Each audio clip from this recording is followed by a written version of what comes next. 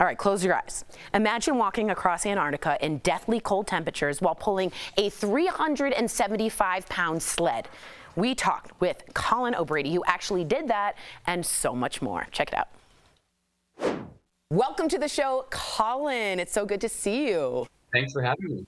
So, Colin, your adventures started all after you were seriously burned in Thailand. So how do you go from not being able to wear normal shoes to being a professional triathlete? Yeah, you know, it was a long road. I was told I would never walk again normally after being burned in a fire in Thailand, but my incredible mother actually got me through it. She had instilled with me what I call in my new book, The 12-Hour Walk, a possible mindset, an empowered way of thinking that unlocks a life of limitless possibilities. So I focused on getting out of that bed, taking those first steps, and eventually raced my first triathlon, won it, and here I am 15 years later with 10 world records. In your book, you said your intuition ended up saving your life when you decided not to continue climbing to the summit of K2. So now, what was that like making that decision in the moment, and how does it feel now looking back? You know, it was an incredibly tough call. You know, I've kind of made my career on the guy who can push through and persevere, you know, walking solo across Antarctica for 54 days, you know, setting numerous world records and other difficult things. So it's interesting to be in another very difficult, hard spot, high on K2, 24,000 feet. You know, it's minus 70 degrees out in the night. Nothing really going wrong, but something told me inside that I should turn around. Obviously, it's still a deep wound for me. I lost 5 friends out there on that expedition, but turning back definitely saved my life. Let's talk about your book, The 12-Hour Walk. It was inspired by your 12-hour treks to cross Antarctica. What pushed you to keep going for that long?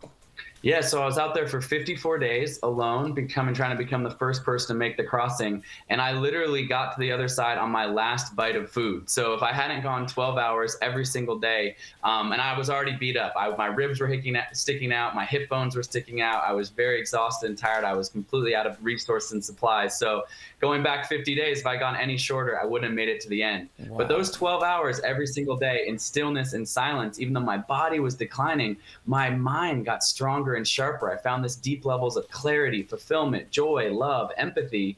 And that's really what I bring back to people with the 12-hour walk. So the 12-hour walk, the book, edge of your seat storytelling, it'll entertain you. If you love adventure, you love Shackleton, you love the book. But it also has a call to action that invites people to take a walk of their own. It is completely free to join, 12hourwalk.com, and it's an amazing movement that I'm really proud to be starting. That's so interesting. The 12-hour walk now, you say, must be done alone.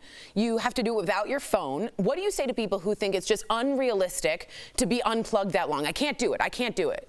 So you can have your phone with you, but the phone is in airplane mode. I've also built an app that can help track your walk, so you have it with you for safety. But the whole point is to take that walk alone in stillness and silence. You can take as many breaks as you want. So this literally is for everyone. You don't have to train for it, but you do have to commit to the 12 hours in stillness and silence. And for the person that's asking, I can't do this, the entire book is about the limiting beliefs we all have. So these excuses we have in our mind. I'm not strong enough. What if I fail? I don't like being uncomfortable. You know, I don't have enough money. I don't have enough time. These are the limiting beliefs that are holding us back in our day-to-day life. So often the excuses people apply to the 12-hour walk, I tell them I'm holding up a mirror because you're actually having those same excuses throughout your life. So one of the chapters in your book is about how failure is something that we all have to embrace. So do you have a memory of one of the failures that sticks out the most to you? Yeah, I love to tell people I sit here with 10 world records and New York Times bestselling author, thinking of these accolades, but that's only built on the back of so many failures, so many trials and tribulations. When I say I got burned in a fire, it wasn't an accident. I actually myself jumped the flaming jump rope and lit myself on fire. So I would say that is a massive failure as a young person to just make such an egregious mistake that